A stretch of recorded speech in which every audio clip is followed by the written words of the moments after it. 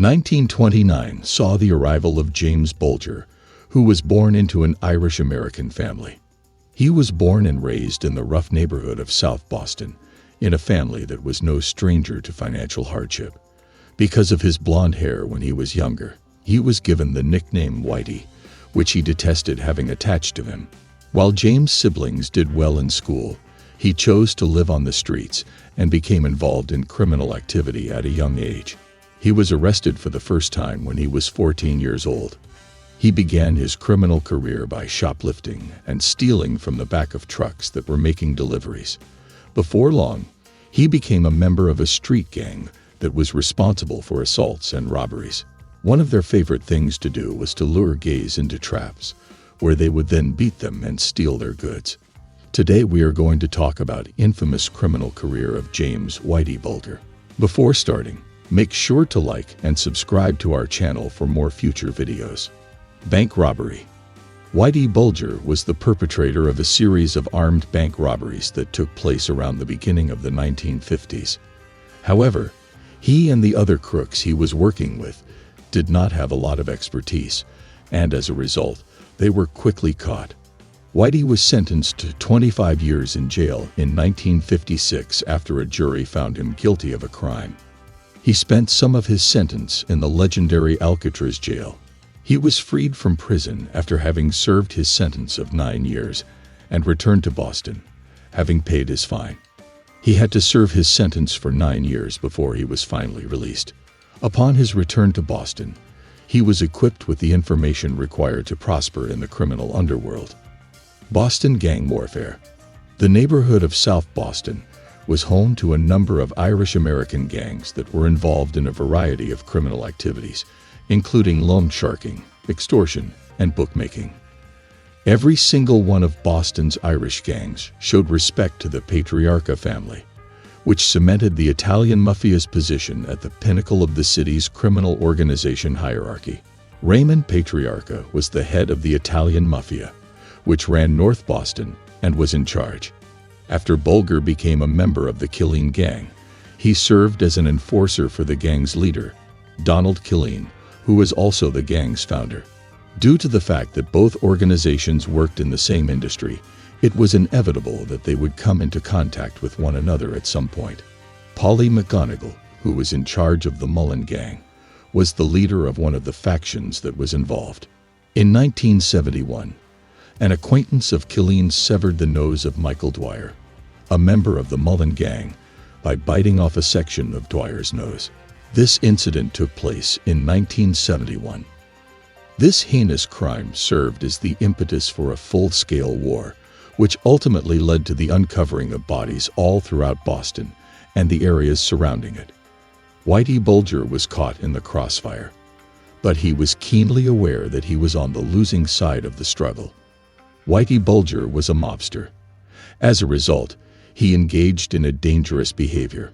Allegedly, he held a clandestine meeting with Howie Winter, the head of the Winter Hill Gang, and revealed to him that he could put an end to the gang war by executing the leaders of the Killeen gang.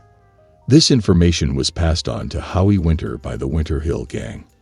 On May 13, 1972, someone pointed the majority of the rounds from a machine gun's magazine straight at Donald Killeen's face, and they fired the weapon. Killeen died as a result of the attack. As a direct consequence of this, Killeen lost his life.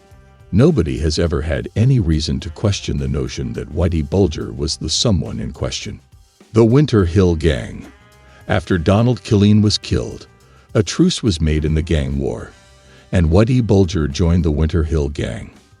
Following the armistice, Whitey Bulger also joined the Winter Hill Gang. Within a short amount of time, he became regarded as the go-to guy in criminal circles if wet work needed to be completed. This propelled him quickly through the ranks.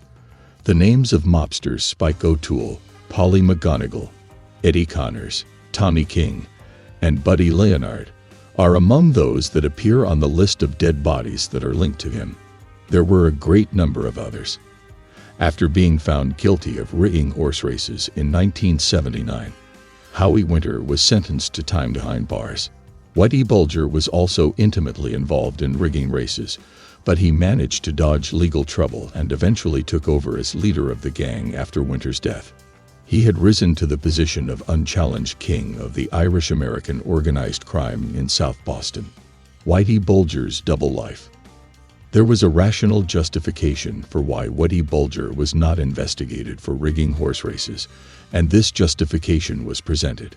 One of Bulger's childhood friends, John Connolly, who took a different choice and went into law enforcement rather than the world of organized crime, is now an agent for the FBI. Bulger knew Connolly when he was younger. William, James's younger brother, had followed in his older brother's footsteps and gone into politics, eventually rising to the position of president of the Massachusetts State Senate in the year 1978. Both William and James had chosen careers that included less involvement in illicit conduct. Whitey was taken into custody by the FBI and forced to take part in their top echelon program as a direct result of the links described above. The TEP was founded so that agents could infiltrate the mafia and find informants who were already working within the organization. Whitey had many links with the Patriarca family. Nonetheless, he was resentful toward the mafia because of their domination in the industry and the requirement that they share territory with the organization. When the FBI offered him a bargain, he was happy to give what he knew about Patriarca in exchange for safety from federal authorities. As a result, he was eager to share his information. The opportunity to destroy a competitor and take command of the criminal underworld in Boston was another attractive prospect. John Connolly, Bulger's controller, acted as a shield between his longtime friend and any legal trouble. When the authorities in Boston began investigating Bulger for drug trafficking, murder, or other major felonies, Washington would issue a command to cease the investigation. Whitey was permitted to continue engaging in illegal activities while under the watchful eyes of the authorities in Whitey's community. Whitey rose to prominence as the most powerful figure in the region's organized crime scene after the FBI, in 1986, was successful in dismantling the Boston Italian Mafia gang. It is believed that he directed at least 18 murders while the FBI advised all law enforcement to ignore them. The number of homicides is believed to have been at least 18. Whitey Bulger vanishes. While serving as the head of organized crime in Boston, Whitey Bulger expanded his operations into the drug trade. This caught the attention of the Drug Enforcement Administration, which is another government organization.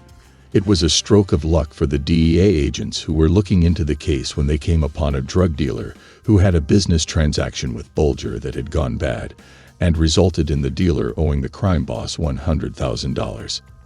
The drug dealer went to the DEA in exchange for protection because he was aware that he would be killed if he did not receive aid, and he wanted to avoid this fate. The information provided by the dealer led to the arrest of more than 50 members of Bulger's cocaine ring in the month of August in 1990. Even though time was running out for Bulger and his principal protector, FBI agent John Connolly, had departed the bureau, the FBI was able to keep Bulger out of harm's way. At the beginning of the 1990s, the Drug Enforcement Administration and the Massachusetts State Police gathered evidence that Whitey Bulger was involved in the illegal activity of money laundering and extortion. In December of 1994, John Connolly, who maintained relationships with former coworkers, became aware of the investigation and alerted Bulger of it. The gangster disappeared in an instant. Global Manhunt. James Whitey Bulger made an entry on the list of the country's most wanted fugitives in 1999. At one point, he was only surpassed in popularity by Osama bin Laden's presence on the list. But up until 2011, he managed to avoid being caught.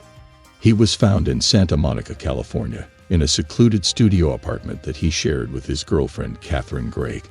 He had been trying to keep his relationship a secret. In addition, agents from the FBI came across 30 firearms, more than $800,000 in cash, and a variety of false identification documents. After Bulger was brought back to Boston, he was arrested and charged with 33 separate crimes, including 19 murders that he was allegedly involved in. In addition, there were allegations that needed to be answered about money laundering, distributing drugs, racketeering, and extortion. In April of 2013, following a trial that lasted for 2 months, the majority of the charges against him were judged to be true by a jury. U.S. District Judge Denise Casper encapsulated the perspective of law-abiding citizens on James Whitey Bulger when she stated, "The scope, the callousness, and the depravity of your crimes are almost unfathomable." The judge handed Bulger 2 life sentences and an additional 5 years in prison for his crimes. At the tail end of October 2018, his body was found inside his cell at a maximum security prison in the state of West Virginia. All indications point to him having been murdered. Age-wise, he was 89. In August of 2022, 3 males were accused of carrying out the murder of Bulger. There is a strong possibility that one of the accused is a hitman for the mafia. That's a wrap for today's video. What are your thoughts on our list? Let us know in the comment section below. And make sure to like and subscribe to our channel for more future videos.